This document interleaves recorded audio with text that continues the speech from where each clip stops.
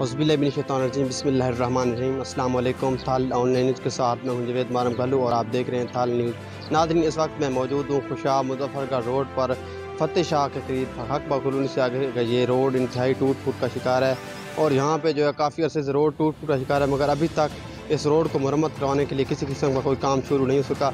आपको बताएं कि गुज़िश्ता दिनों फैसल याजवान साहब की जानिब से इस रोड की दोबारा कारपोरेट तमीर का वादा किया गया और कुछ जो है दस्तावेज़ भी सोशल मीडिया पर शेयर किए गए हैं, मगर लोगों का कहना है कि ये दस्तावेज़ महज एक आवाम के साथ मजाक है और इस तरह के कई जो मजाक हैं वो गुज़िश्ता दवार में भी सियासतदान करते रहे, मगर अभी तक इस रोड की तमीर मुकम्मल नहीं हुई।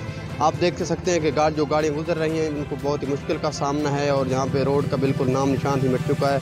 गढ़ों में पानी खड़ा होने की वजह से यहाँ पे हादसा जो है रोनुमा हो रहे हैं, जिससे जो है कीमती जानों को भी ज़िया हो रहा है। PP 125 में जो ज़िमनी इंतखाबात का दंगल बच चुका है, तो अवाम भी और दीगर जो समाजी सियासी हल्के हैं उन्होंने यही मुतालबा किया है कि इस रोड को फौरी तौर पर मुरम्मत करवाया जाए ताकि अवाम को इस अज़ियत से जान छुड़ाई जा सके।